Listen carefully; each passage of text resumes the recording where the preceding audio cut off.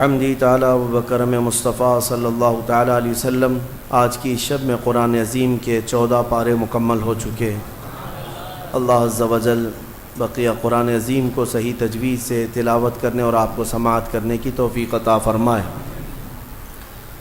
میرے عزیزو، رمضان المبارک کا ایک عشرہ ختم ہو چکا اور ہم دوسرے عشرے میں آ چکے ہیں۔ مولا کریم عشرہ رحمت کے بعد ہم سب کو عشرہ مغفرت کی بھی برکتیں عطا فرمائے۔ 14ویں پارے میں آپ نے سورہ حجر کی تلاوت سماعت کی۔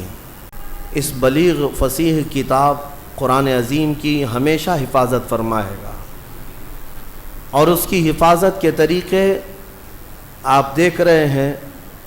آج دنیا میں سب سے زیادہ پڑھی جانے والی کوئی کتاب ہے تو قرآن پاک ہے۔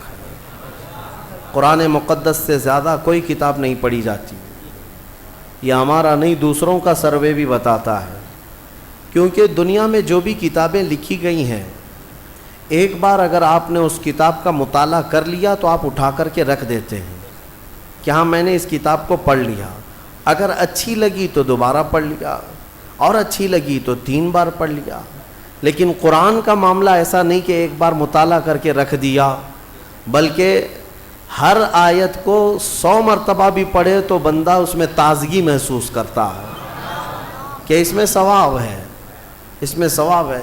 اور قرآن کبھی پرانا نہیں لگتا۔ ہر سال آپ قرآن رمضان میں سنتے ہیں، کبھی آ کر کے کسی حافظ سے یہ نہیں کہتے اس سال کچھ نیا سناؤ، آپ یہ نہیں کہتے، بلکہ ہر سال حافظ سے الحمدللہ سے ہی سنتے ہیں اور والناس تک ہی سنتے ہیں۔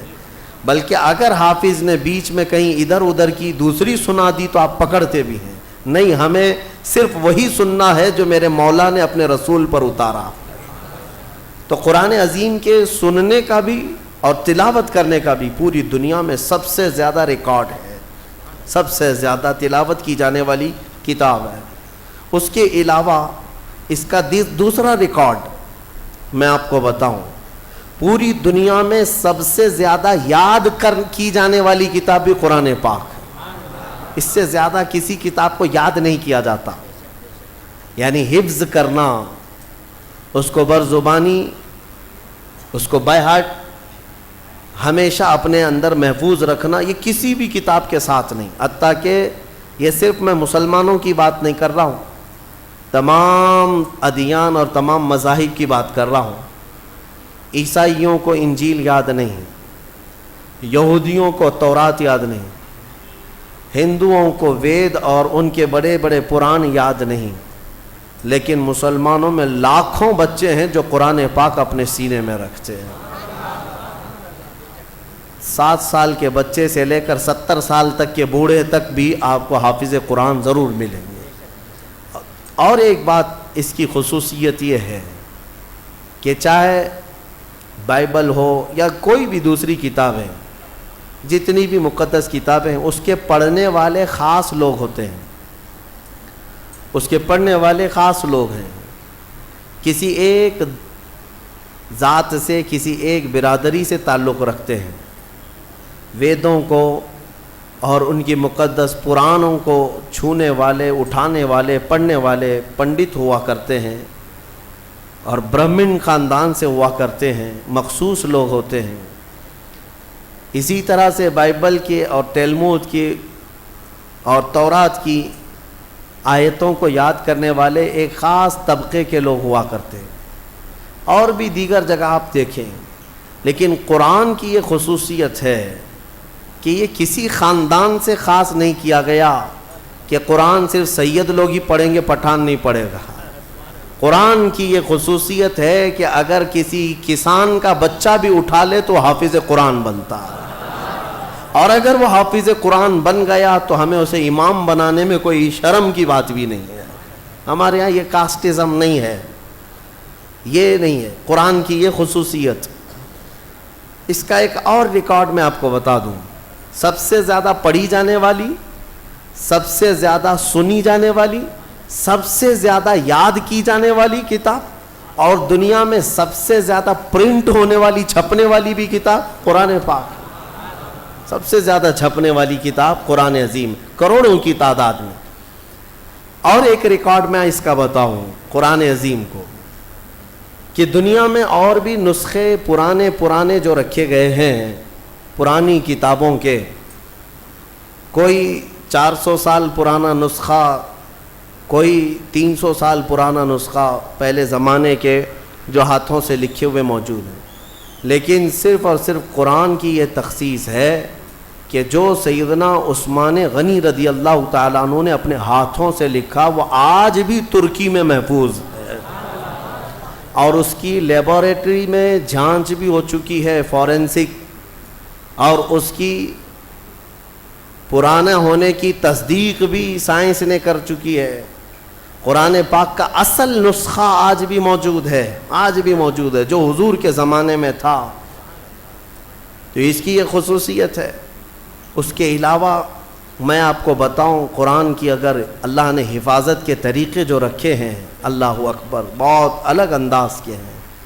شاید دنیا میں کوئی کتاب ایسی نہیں ہوگی جس کے سورے گنے گئے ہوں، جس کے پارے گنے گئے ہوں، جس کے رکوع گنے گئے ہوں۔ قرآن کو پوری طرح سے بند کر کے رکھا گیا ہے۔ 30 پارے ہیں، 114 سورے ہیں، 540 رکوع ہیں، یہ سب گن کر کے رکھے گئے۔ اتنا ہی نہیں، آیتیں بھی گنی جا چکی ہیں، آیتیں بھی محفوظ ہیں۔ پورے قرآن پاک میں 6600 جو سمتھنگ آیتیں ہیں، سب محفوظ ہیں۔ یہ تو ہو گیا پارے، سورے، رکوع اور آیتیں ہیں، حتیٰ کہ محققین نے حروف بھی گن کے رکھے ہیں۔ حروف تو چھوڑیں، جتنے زبر آئے وہ بھی گنے جا چکے ہیں، زیر کتنے آئے وہ بھی گنے جا چکے ہیں، پیش کتنے ہیں وہ بھی گنے جا چکے ہیں۔ یہ سب ہونے کے بعد پورے قرآن میں نقطے کتنے ہیں یہ بھی گنے جا چکے ہیں۔ اب اور مجھے بتاؤ کوئی اور کتاب لا کر دکھاؤ جس کی حفاظت کا اتنا اہتمام کیا گیا ہو۔ کوئی ہے کتاب اتنا اہتمام کیا گیا ہو کہ اس کی ایک ایک ذرے کو محفوظ رکھا گیا ہو؟ اتنے احترام کے ساتھ اور اہتمام کے ساتھ قرآن کی حفاظت کی گئی ہے۔ پھر بھی یہ چھپے ہوئے قرآن کو اگر کوئی سمجھتا ہے کہ اس کو پھاڑ دینے سے، جلا دینے سے، ختم کرنے سے قرآن چلا جائے گا، تو وہ منحوس اور ایسا بیوقوف جس کو جو عقل سے پیدل ہے، اسے سمجھ نہیں کہ قرآن جو ہے یہ چھپے ہوئے کتاب میں یا اوراق میں جو ہے، اسے نہیں کہتے، یہ مصحف ہے، یہ مصحف ہے۔ قرآن علم الہی کا نام ہے، اللہ کے علم کا نام ہے قرآن۔ اگر تم مٹا سکتے ہو تو پھر مٹا کر دکھاؤ۔ وہ اللہ کے علم کو قرآن کہتے ہیں۔ اب آؤ، دنیا کی شاید ہوئی کوئی کتاب ہو، اور اس کا ایک ریکارڈ میں بتا دوں، اور ایک ریکارڈ جس نے اتنے چیلنج کیے ہوں اور کتاب میں اپنے زمانے سے لے کر آج تک وہ چیلنج برقرار ہوں اور اس کا جواب اب تک کوئی نہیں لا سکا ہو، کوئی اور کتاب نہیں، صرف قرآن۔ چیلنج اترتا ہے، قل ان کنتم فی ریب مما نزلنا علی عبدنا فأتوا بسورۃ من مثلہ۔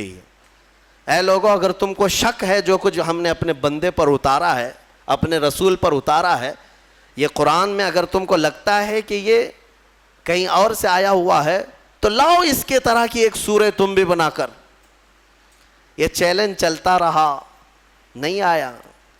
دوسرا چیلنج آیا ہے، قل فأتوا بعشر سور مثلہ۔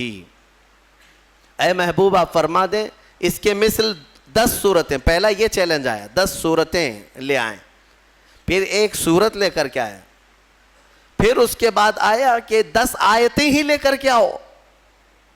یہ تک چیلنج آج بھی قرآن پاک میں تلاوت ہو رہا ہے باضابطہ، اور بدلنے والے پھر قرآن اٹھاؤ، اور پھر اگر تمہاری ہمت ہے تو اس طرح کا دوسرا قرآن تیار کر کے دکھا دو۔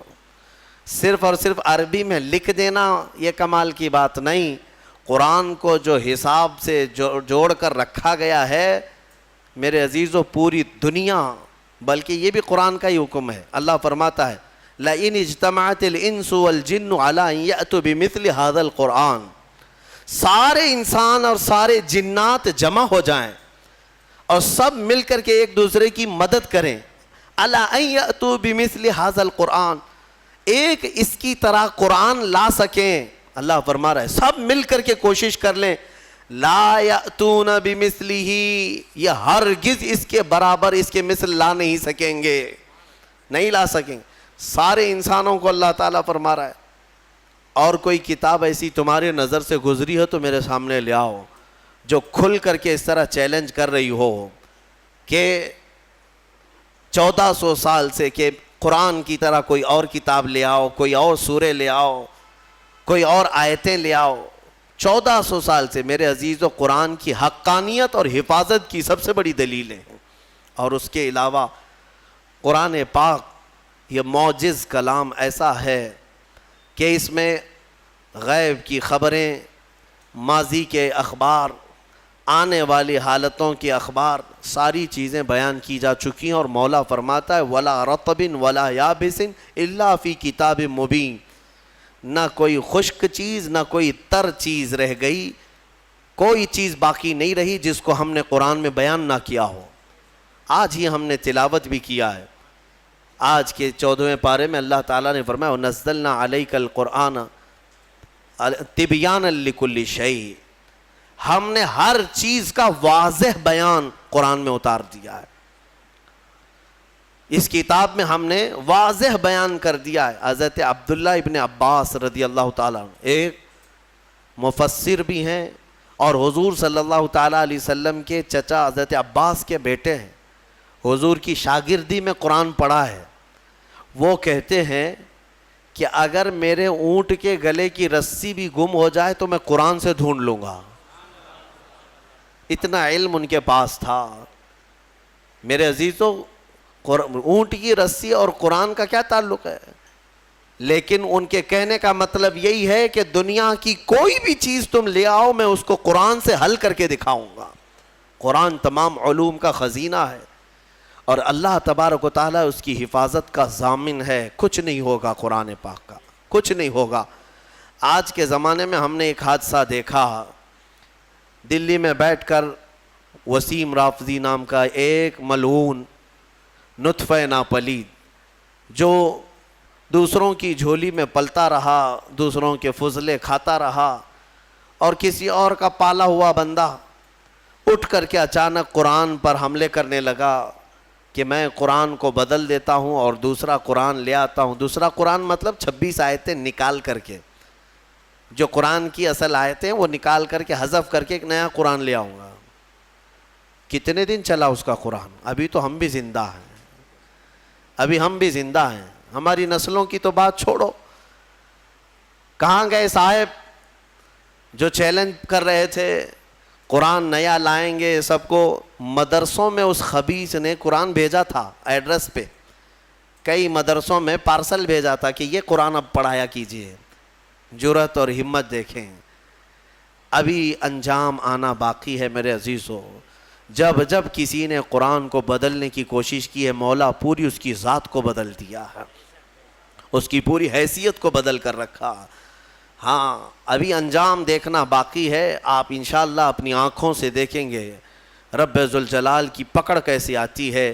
کیونکہ میرے گھر کے ساتھ چھیڑ چھاڑ کر رہے ہو الگ بات ہے، میرے کپڑے کے ساتھ چھیڑ چھاڑ کر رہے ہو الگ بات ہے، لیکن مولا نے جس کے بارے میں وعدہ کیا کہ ہم نے قرآن کو اتارا اور ہم ہی اس کی حفاظت کریں گے، اور تم اس کے علم کے ساتھ چھیڑ چھاڑ کرو، اب پھر اللہ سے جنگ کرو. پھر اللہ سے جنگ کرنے کا انجام وہ خود بھگتیں گے. لیکن مسلمانوں سے میں یہ کہنا چاہوں گا ہمیں قرآن پاک کے ضائع ہونے کا بالکل خوف نہیں ہے، ضائع ہونے کا خوف نہیں ہے. انشاءاللہ یہ صبح قیامت تک باقی رہے گا. لیکن میرے عزیزو تم پر کہیں ایسی مصیبتیں نہ آئیں کہ قرآن تم سے روٹھ جائے، قرآن تم سے دور ہو جائے. ہاں یہ بھی ہو سکتا ہے. کئی قوموں میں ایسا دیکھا گیا ہے کہ قرآن ان سے دور ہو گیا. تو یہ تمہارے لیے نحوست ہے، یہ تمہارے لیے بربادی ہے. وہ زمانے میں معزز تھے مسلمان ہو کر، وہ زمانے میں معزز تھے مسلمان ہو کر، اور آج ہم خوار ہوئے تاریک قرآن ہو کر. قرآن کو چھوڑ کر کے ہی ہم آج خوار ہیں، ذلیل ہیں. قرآن ایک محکم کتاب. آج میں آپ کو بتاؤں ایک فخر کی بات. آپ مسلمان ہیں، آپ اگر کسی کے ہاں بحث میں آ گئے، کوئی اگر آپ کو پکڑ کر کہنے لگے تیرے دین کی حقانیت کی کیا دلیل ہے، تیرا دین حق ہے، مذہب اسلام سچا ہے، کیا دلیل ہے؟ اللہ ایک ہے تم بولو، یہ تمہارا عقیدہ ہے، تیرا فیتھ ہے۔ محمد صلی اللہ علیہ وسلم دنیا کے سب سے اعلیٰ اور اشرف انسان ہیں، سامنے والے کہے گا یہ تیرا عقیدہ ہے، تیرا فیتھ ہے۔ کرنٹ فی زمانہ مجھے کوئی ایسی دلیل دے دے جس کو میں سمجھ سکوں کہ تیرا دین سچا ہے۔ میرے عزیزو، سچ بتاؤں تمہارے سامنے پیش کرنے کے لیے بڑے بڑے واقعات، بڑی بڑی کہانیاں، بڑی بڑی روایتیں، یہ سب نہیں، بلکہ صرف اور صرف تم قرآن پیش کر کے چیلنج کر سکتے ہو میرے دین کی حقانیت کی سب سے بڑی دلیل یہ ہے جو آج تک محفوظ ہے۔ اگر اس میں کوئی شک ہے تو تم اس کا بدل لا کر دکھا دو، یا اگر تم سچے ہو تو تم اپنے دین کی اس طرح مقدس محفوظ کتاب لا کر دکھا دو۔ یہ میرا چیلنج ہے۔ اس طرح کی محفوظ کتاب دنیا میں آج تک نہیں ہے اور نہ ہو سکے گی۔ کوئی بھی کتاب لاؤ، میں اس کے کئی نسخے ضرور دکھا دوں گا، کئی نسخے دکھا دوں گا۔ جتنے بھی ادیان، جتنے بھی دین دنیا میں پائے جاتے ہیں ان کی مقدس کتابیں ہیں، ہم یہ نہیں کہتے۔ عیسائی بائبل پڑھتے ہیں لیکن بائبل کی کئی قسمیں ہیں، کئی قسمیں۔ یونان والوں کی بائبل الگ ہے، امریکہ والوں کی بائبل الگ ہے، انگلینڈ والوں کی الگ ہے، حذف و اضافے کے ساتھ آیتیں بدلی ہوئی ہیں، واقعات میں ہیر پھیر ہے۔ اسی طرح دیگر مقدس کتابوں کا بھی حال ہے۔ میں کوئی بھی کتاب لاؤ اس کے 4-5 نسخے ضرور پیش کروں گا، اور پھر میرا یہ چیلنج ہے تم قرآن امریکہ میں اٹھاؤ یا ہندوستان میں اٹھاؤ، افریقہ میں اٹھاؤ یا عرب میں اٹھاؤ، ہر جگہ تمہیں قرآن وہی ملے گا جو الحمدللہ سے شروع ہوتا ہے اور والناس پہ ختم ہوتا ہے۔ الحمدللہ، یہ قرآن کی حقانیت کہ اس کے اچھا آپ کیا سمجھتے ہیں، اس کے دشمن نہیں رہے، اس کو ختم کرنے کی کوششیں نہیں ہوئی، بہت کچھ کر چکے، لیکن کیا کر سکتے ہیں؟ آسمان کو کب کون نیچے لا سکتا ہے؟ آسمان کو نیچے کچھ دشمن ہوتے ہیں، سنا ہے کہ کتا چاند کا دشمن ہوتا ہے۔ ہاں ہم نے سنا ہے، پتہ نہیں کیوں دشمنی کرتا ہے، کیونکہ 14ویں رات کو چاند کو دیکھ کر وہ بھونکنے لگ جاتا ہے، چاند کی طرف دیکھ کر کے بھونکتا ہے، اور شاید سوچتا بھی ہوگا کسی طرح اس کو نیچے گرا دوں بھونک بھونک کر کے، لیکن اس کے بس میں نہیں ہے، اس کی طاقت میں نہیں ہے۔ اس طرح بہت سارے آج کتے بھونکتے ہیں اسلام کی اس چکا چوند روشنی کو دیکھ کر، لیکن ان کے بس میں نہیں ہے اس کو زمین پر لا سکیں، قرآن کو زیر کر سکیں یا اسلام کو ختم کر سکیں۔ ہاں بس اتنا ہے کہ اپنے گوفے میں بیٹھ کر تھوڑی دیر بھونکتے رہیں، اور گلا خراب ہو جائے تو خاموش ہو جائیں، بس اتنا ہو سکتا ہے۔ اللہ تبارک و تعالیٰ کا کروڑا کروڑ احسان ہے کہ اس نے ہمیں دین حق کی ہدایت عطا فرمائی ہے، اور قرآن پاک جیسی محکم اور محفوظ کتاب اللہ نے ہمیں عطا فرمائی ہے۔ میرے عزیزو، اس کی حقانیت کی ایک اور دلیل میں تمہیں بتاؤں، اس کی حقانیت کی ایک اور دلیل، بلکہ بے شمار دلیلیں ہیں۔ ایک بات میں آپ کو بتا دوں، ہمارا یہ مزاج نہیں کہ قرآن کو ہم سائنس سے پروف کریں، ضروری نہیں ہم کو۔ ہم قرآن کو پروف کرنے کے لیے سائنس، فزکس، کیمسٹری، جغرافی، میتھس، ان سب کے سہارے لینا یہ ہمارا مزاج نہیں، لیکن اگر کوئی اس بات کا تقاضا کرے کہ کیا قرآن میں میتھس بھی ہے، کیا قرآن میں سائنس کی تھیوریز بھی ہیں، تب پھر ہم اس کو دلیل کے طور پر کچھ چیزیں پیش کرتے ہیں، ورنہ قرآن کی حقانیت کو ثابت کرنے کے لیے ہم یہ سب چیزوں کے محتاج نہیں ہیں۔ میں آپ کو بتاتا ہوں قرآن پاک کی وہ حقانیت۔ اچھا، یہ سب سے بڑی دلیل یہ ہے، اگر کوئی کہتا ہے کہ یہ محمد صلی اللہ تعالیٰ علیہ وسلم نے اپنی طرف سے لکھ دیا، اپنی طرف سے جمع کر دیا، تو بھی میرے عزیزو، عرب والے یہ بات کہہ سکتے تھے جو ان کے زمانے میں موجود تھے، کسی نے نہیں کہا۔ جو ان کے جانی دشمن تھے وہ بھی نہیں کہہ سکے، کیونکہ سبوں نے دیکھا کہ اللہ نے انتظام ہی ایسا کیا کہ پوری زندگی میرے آقا صلی اللہ تعالیٰ علیہ وسلم کسی کے ہاں درس لینے کے لیے گئے ہی نہیں۔ ہمارے نبی کی خصوصیت کیا ہے؟ امی. ہم پڑھتے ہیں نا حضور کے نام پر درود، صلی اللہ علی النبی الامی. امی کسے کہتے ہیں؟ امی کا مطلب ہے جو کسی سے نہ پڑھا ہو، جو کسی سے نہ پڑھا ہو. سنبھل کر کے ترجمہ کرنا. کچھ بدبخت یہاں پر حضور کو بغیر پڑھا لکھا کہتے ہیں. وہ بغیر پڑھے لکھے تھے، نعوذ باللہ. یہ جاہل کیا سمجھے جو پوری کائنات کا معلم بن کر کے آیا ہو، جس کے بارے میں قرآن کہتا ہے الرحمن علم القرآن، وہ رحمان ہے جس نے قرآن تمہیں سکھایا ہے، تم اس کو بے پڑھا لکھا کہتے ہو. امی کا مطلب بے پڑھا لکھا نہیں. جس نے ایسا کہا وہ دنیا کا سب سے بڑا جاہل ہے، سب سے بڑا جاہل ہے. دیکھیں دونوں میں فرق میں آپ کو بتاتا ہوں. ایک بغیر بے پڑھا لکھا جس کو ان پڑھ کہتے ہیں آپ، ایک ہے جو سب جانتا ہے لیکن کسی سے پڑھا نہیں ہے. دونوں میں فرق ہے کہ نہیں ہے؟ ہاں. جس کے دل میں کوڑ ہے، جس کے دل میں بغض اور عداوت ہے، وہ امی کا ترجمہ ان پڑھ کرتا ہے.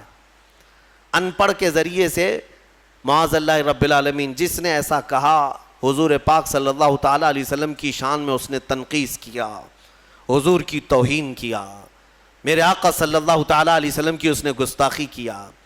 اور ہم نے یہاں پر سنا بھی تھا، ہماری شہر میں کوئی ایسا ماڈرن آدمی آیا جو یہ کہنے لگا کہ حضور کو لکھنا نہیں آتا تھا. ظالم، تو نے لکھنا کہاں سے سیکھا؟ جس رسول نے مدینے کے اندر صرف 10 سال کے اندر 80,000 لوگوں کو قلم پکڑنا سکھایا، تم ظالم اس کو کہتے ہو رسول پاک صلی اللہ علیہ وسلم کو لکھنا نہیں آتا تھا. نعوذ باللہ من ذالک. اگر حضور صلی اللہ تعالیٰ علیہ وسلم کو لکھنا نہیں آتا تھا تو پھر یہ قرآن لکھوایا کس نے ہے؟ قرآن لکھوایا کس نے ہے؟ کاتبان وحی ضرور ہیں، لکھنے والے صحابہ تھے، قرآن لکھنے والے صحابہ تھے، لیکن کیا حضور پڑھ دیتے تھے وہ گھر جا کر لکھتے تھے؟ حضرت امیر معاویہ فرماتے ہیں حضور کی صحبت میں وہ بیٹھتے تھے، قرآن کی آیتیں جب اترتی حضور فرماتے لکھو. اب جب وہ لکھتے تو حضور بتاتے یہ اس طرح سے لکھو، یہ اس طرح سے لکھو. آیتوں کو کہاں سے کیسے لکھا جائے میرے آقا خود تعلیم فرماتے. یہ اور بات ہے کہ رسول کریم صلی اللہ تعالیٰ علیہ وسلم نے خود قلم نہیں اٹھایا، لیکن ہزاروں کو قلم پکڑنا خود سکھایا ہے میرے آقا نے. اور جو یہ کہتا ہے وہ ہمارے دل کو ٹھیس پہنچاتا ہے. اے سنی مسلمانوں، نبی پاک صلی اللہ تعالیٰ علیہ وسلم کو لکھنا نہیں آتا تھا. نعوذ باللہ من ذالک. قرآن جن کے بارے میں کہہ رہا ہے وَعَلَّمَكَ مَا لَمْ تَكُنْ تَعْلَمْ، اے رسول ہم نے آپ کو وہ سب سکھا دیا جو آپ نہیں جانتے تھے. اگر حضور لکھنا نہیں جانتے تھے تو اس آیت کے مطابق رب نے انہیں سکھایا کہ نہیں سکھایا؟ اللہ فرما رہے ہم نے وہ سب سکھا دیا. سب میں کیا کیا آیا؟ سب میں کیا کیا آیا؟ سب میں میرا اور تمہارا نام بھی آ گیا. ہاں، میرے رسول کو اللہ نے وہ بھی سکھا دیا کہ اتنے زمانے کے بعد یہ لوگ آئیں گے، فلاں آئیں گے. حضور کو اللہ نے سارے علوم سکھائے. اس میں لکھنا بھی ہے، پڑھنا بھی ہے، بولنا بھی ہے، سننا بھی ہے، ساری چیزیں آ گئی. علمک ما لم تکن تعلم. اسی لیے الحمدللہ ہم اہل سنت و جماعت کا موقف یہ ہے کہ میرے رسول عالم ما کان و ما یکون ہیں. جو کچھ ہوا وہ بھی جانتے تھے اور جو کچھ ہونے والا ہے وہ بھی جانتے تھے. بات میں جو کہہ رہا تھا وہ توجہ سے سنیں. امی کسے کہتے ہیں؟ پھر سے تنبیہ کے ساتھ میں کہہ رہا ہوں، امی کا مطلب ان پڑھ نہیں، ان پڑھ نہیں، بلکہ جو کسی سے پڑھا ہوا نہ ہو، اس کا کوئی استاد نہ ہو. میرے رسول کی شان ہے وہ امی ہیں. اگر ان کو کسی نے پڑھایا ہے تو سیدھے ان کے پروردگار نے پڑھایا ہے. ہاں بس اللہ تبارک و تعالیٰ ان کا استاذ ہے، جبرائیل بھی نہیں. بعض لوگ یہ کہتے ہیں کہ جبرائیل آ کر دکھا. جبرائیل علیہ السلام کا کام صرف پہنچانے کا ہے، پڑھانے کا نہیں. جبرائیل علیہ السلام کا کام کیا ہے؟ پہنچانے کا. اسی لیے ہمارے ایک مفسر نے لکھا ہے پہلی آیت جو قرآن کی اتری وہ کیا تھی پتہ ہے نا مسلمانوں؟ اقرا بسم ربک الذی خلق. غار حرا میں یہ اتری ہے.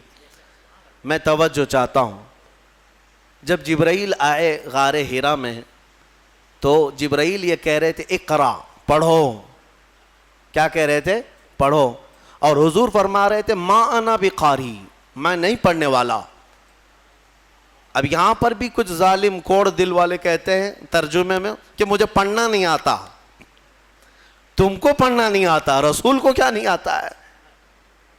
حضور یہ فرما رہے تھے کہ میں نہیں پڑھنے والا, میں پڑھوں گا نہیں. وہ کیوں کہہ رہے تھے میں آپ کو بتاتا ہوں. پھر سے جبرائیل نے سینے سے سینہ لگایا, 3 بار کیا جبرائیل نے, اقرا پڑھیے. کیا کہا؟ پڑھو. اس میں فرق سمجھو میرے عزیزو. عربی میں ایک لفظ ہے قل. قل کا مطلب ہوتا ہے کہو.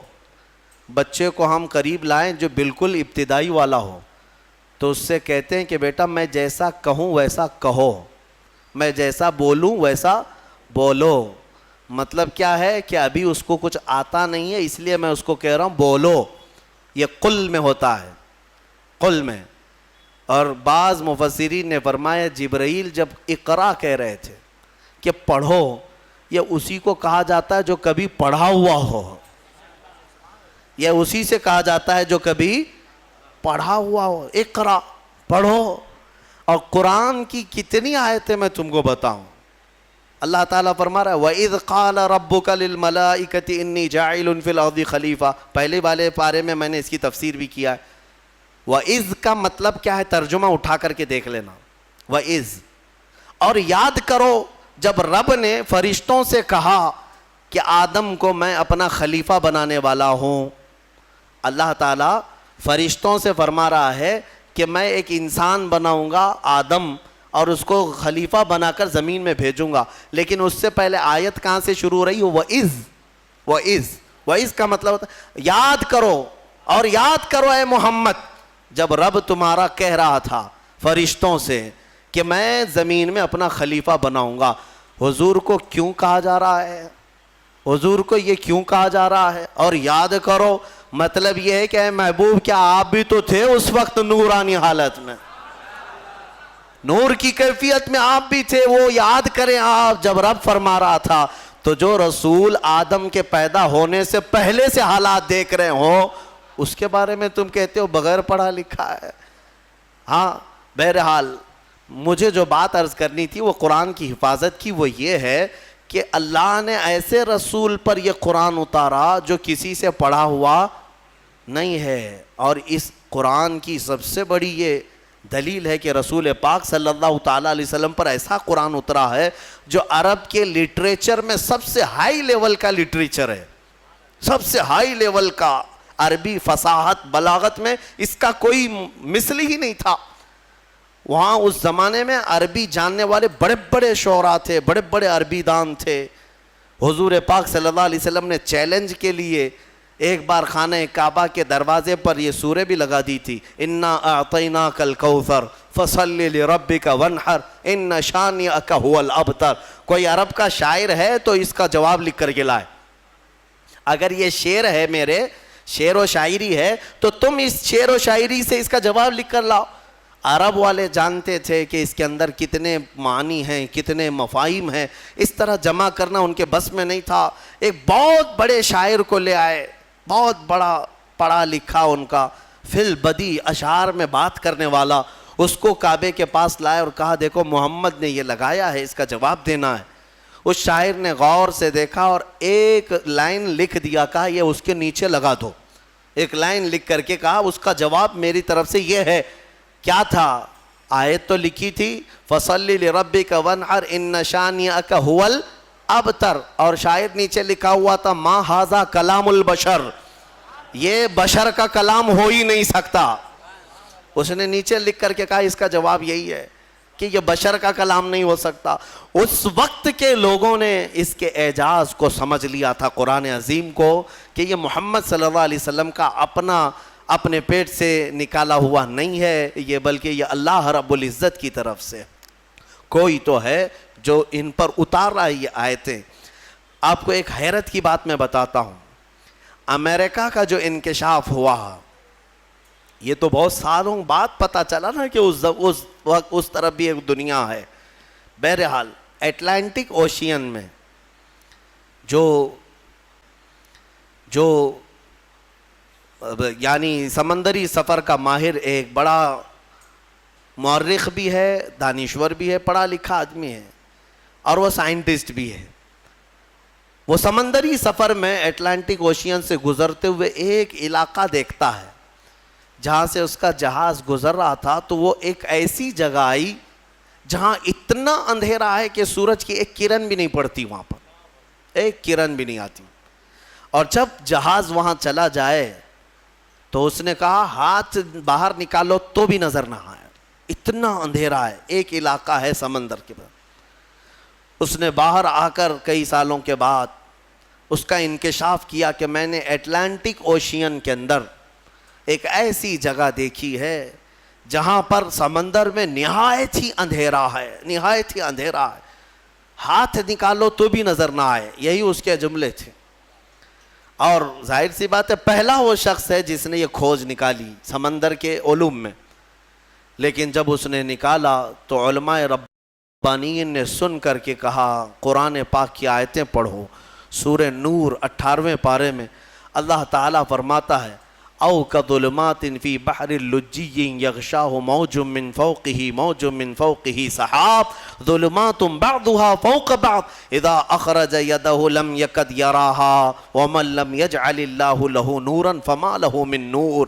اللہ فرماتا ہے مثال دیتے ہوئے کہ ایک اندھیری ایسی ہے کہ اندھیریوں پر اندھیریاں ہم نے ڈال رکھی ہیں، اندھیریوں پر اندھیریاں ایسی ڈال رکھی ہیں اذا اخرج یدہ لم یکد یراہا، اگر کوئی وہاں ہاتھ بھی نکالے تو اسے ہاتھ بھی نظر نہیں آئے گا، ہاتھ بھی نکال، قرآن میں موجود ہے۔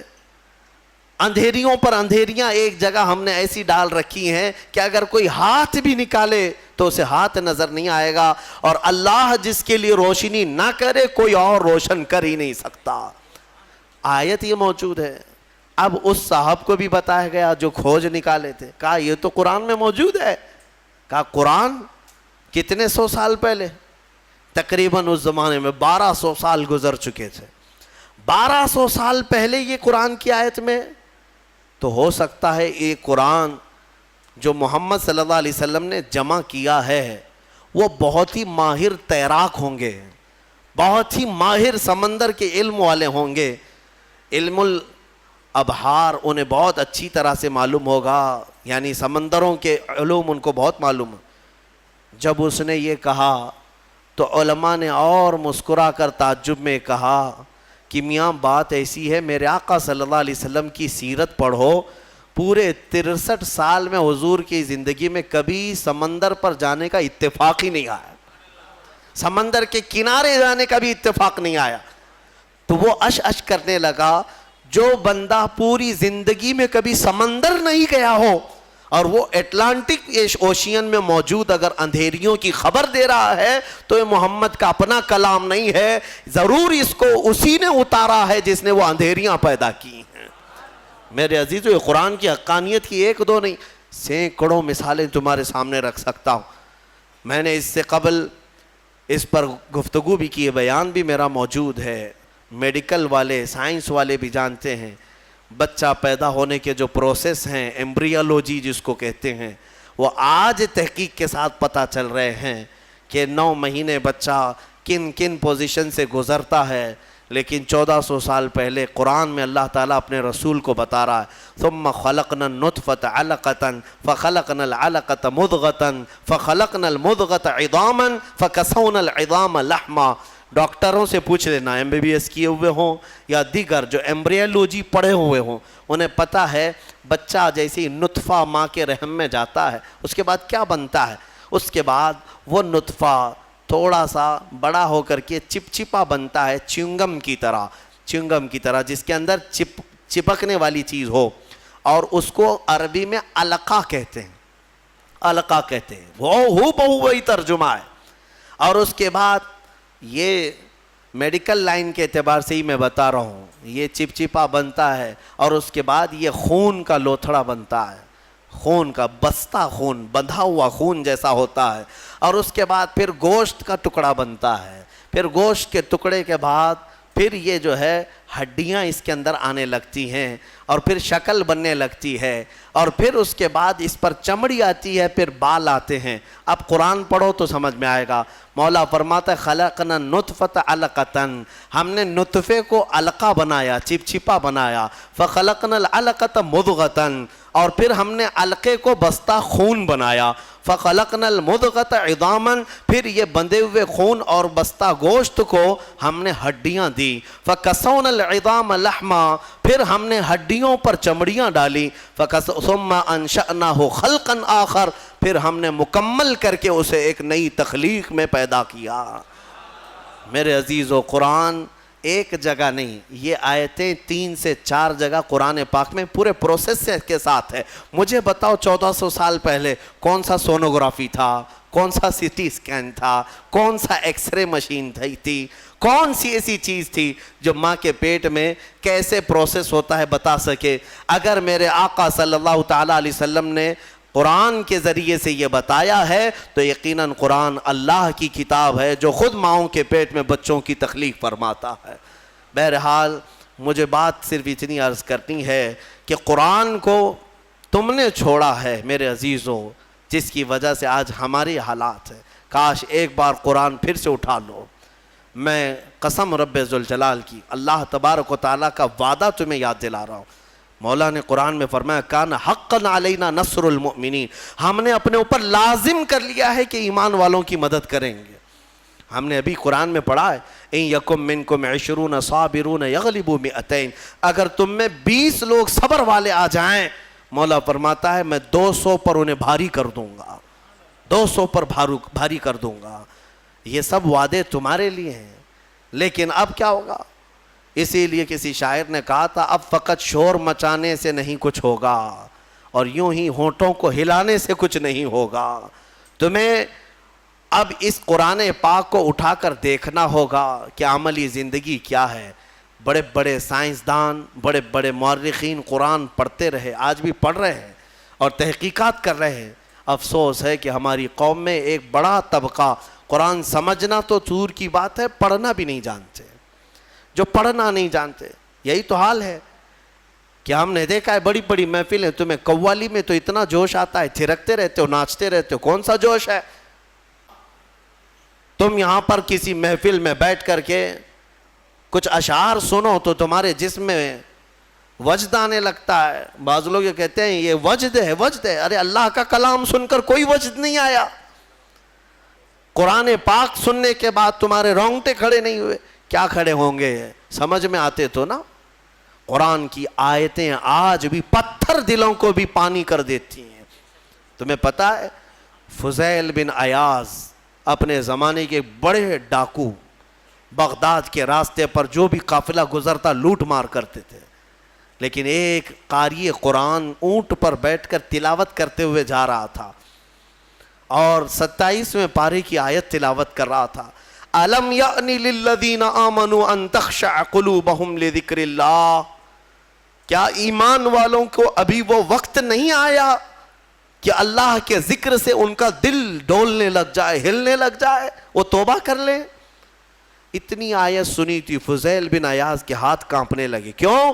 عربی سمجھتے تھے، ڈاکہ زنی کرتے تھے لیکن عربی معلوم تھی۔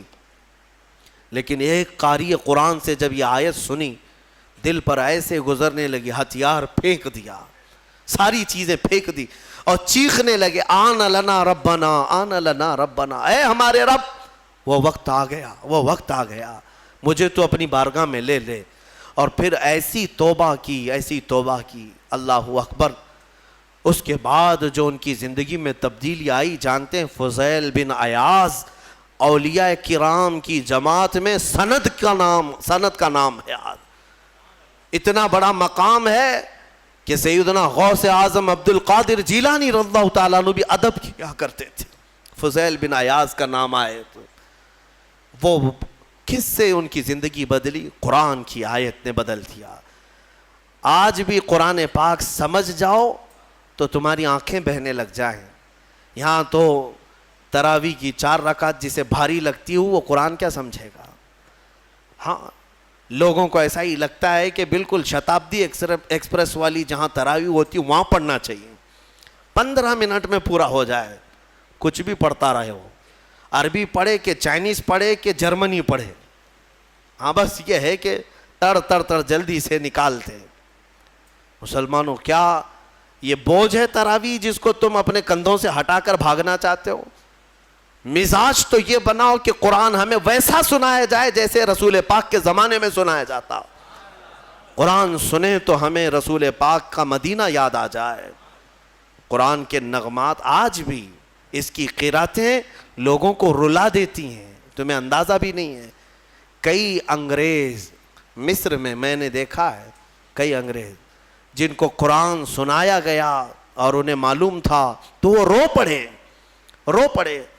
ایک فرانس کا بہت بڑا ڈاکٹر تھا اسکندریہ میں، ایک ہمارے بڑے شیخ ہیں، وہ قرآن کی تلاوت کرتے تھے تو وہ اپنی ڈاکٹریٹ پہ بڑا فخر کرتا تھا، صرف وہ حضرت کی قرآن کی تلاوت سننے کے لیے وہ باہر کھڑا رہتا۔ کئی دن کے بعد وہ ساری چیزیں چھوڑ کر کے اندر آیا اور کہا، اس کی جو مٹھاس ہے اور اس کی جو لذت ہے مجھے دنیا میں کہیں نہ ملی، مجھے اسی دامن میں داخل کر لیا جائے۔ کئی ایسے لوگ ہیں جنہوں نے قرآن پاک کو سن کر کے اپنی زندگیاں بدل لیں۔ تمہیں کیا ہو گیا؟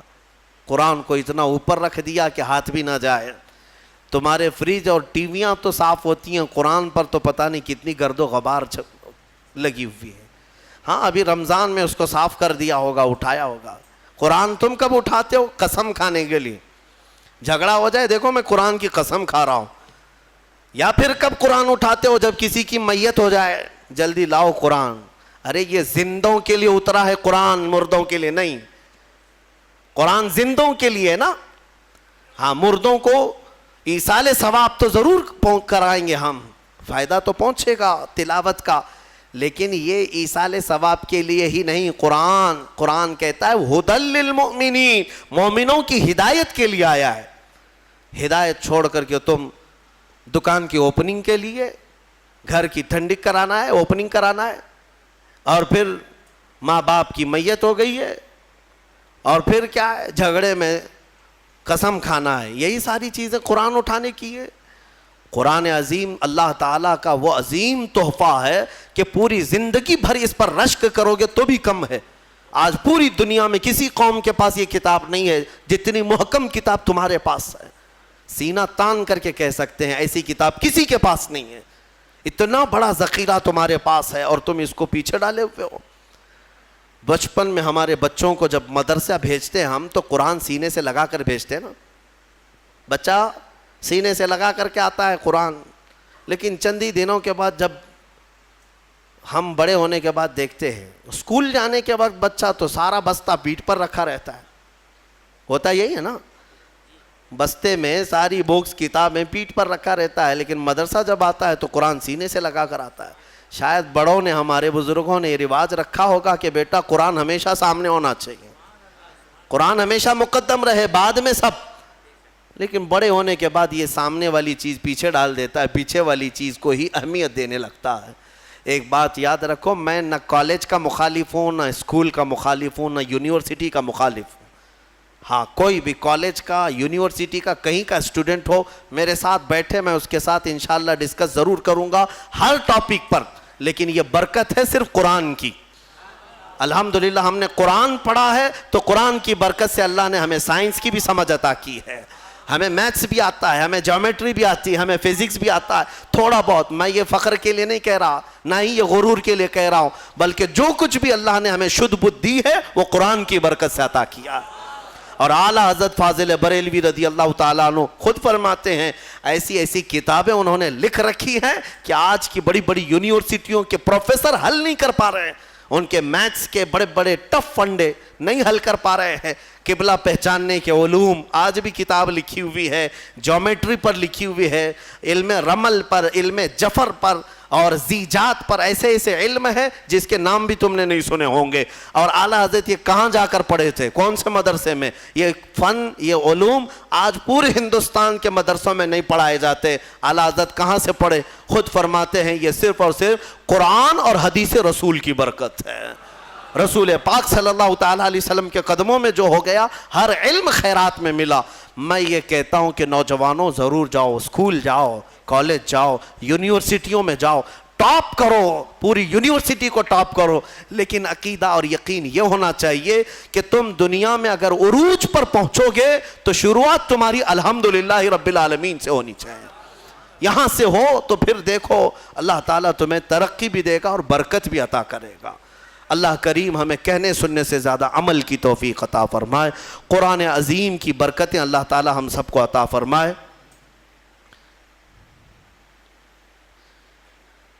ایک سوال ہے، یہ ہر نماز کے بعد یہاں پر جو تسبیح پڑھی جاتی ہے سبحان اللہ وبحمدہ سبحان اللہ العظیم وبحمدہ استغفر اللہ، یہ بخاری شریف کی حدیث ہے، بخاری شریف کی حدیث ہے، صحیح کتاب۔ حضور پاک صلی اللہ تعالیٰ علیہ وسلم نے فرمایا جس نے دن میں یہ 100 مرتبہ پڑھ لیا، دن بھر جو کچھ بھی کیا گیا تھا سب اللہ معاف فرمائے گا۔ تو رواج یہ دیا جاتا ہے کہ 5 وقت کی نمازوں میں اگر تم سے 50 یا 55 مرتبہ ہو جائے، 11 مرتبہ پڑھتے ہیں، باقی کا بچا ہوا اپنے رات میں سونے کے وقت پڑھ لو تاکہ دن بھر کی خطائیں معاف ہو جائیں۔ اور بخاری شریف کی سب سے آخری حدیث جس پر ختم بخاری ہوتی ہے اور اس کی تلاوت کے بعد دعائیں قبول ہوتی ہیں، بزرگوں نے فرمایا بخاری شریف کا جب ختم ہوتا ہے نا، جیسے ختم قرآن بھی ہے نا، شب قدر کو ختم قرآن کی محفل ہوتی ہے، بخاری شریف کی ختم کی بھی محفل ہوتی ہے، اور بزرگوں نے فرمایا ختم بخاری کے وقت جو حدیث آخری پڑھی جاتی ہے اس وقت مجمع میں جو بھی دعا کرے گا اللہ اس کی دعا قبول کرے گا۔ وہ کیا پڑھی جاتی ہے بخاری شریف کی آخری حدیث؟ میرے آقا صلی اللہ علیہ وسلم نے فرمایا کلمتان حبیبتان الی الرحمن خفیفتان علی اللسان ثقیلتان فی المیزان سبحان اللہ وبحمدہ سبحان اللہ العظیم۔ میرے آقا فرماتے ہیں 2 کلمے ایسے ہیں جو رحمان کو سب سے زیادہ پیارے ہیں اور زبان پر سب سے ہلکے ہیں اور میزان میں سب سے بھاری ہیں۔ زبان پر بہت ہلکے ہیں، میزان پر سب سے بھاری ہیں۔ وہ 2 کلمے کیا ہیں؟ میرے آقا فرماتے ہیں سبحان اللہ وبحمدہ ایک کلمہ، سبحان اللہ العظیم دوسرا کلمہ۔ یہی ہے۔ ایک دوسری حدیث میں آگے وبحمدہ استغفر اللہ کا بھی اضافہ ہے۔ بہرحال یہ اس کی فضیلت آپ نے پوچھا اس لیے میں نے عرض کیا۔ آج بھی بحمدہ تعالی خانہ کعبہ کے پاس کثرت سے پڑھی جانے والی تسبیح بھی یہی ہے۔ پورے خانہ کعبہ کے غلاف پر اگر کوئی تسبیح لکھی ہوئی ہے تو صرف سبحان اللہ وبحمدہ سبحان اللہ العظیم، یہی آپ دیکھیں گے۔ اللہ تبارک و تعالیٰ اس تسبیح کی برکت سے ہمارے گناہوں کو معاف فرمائے۔ السلام علیکم ورحمۃ اللہ۔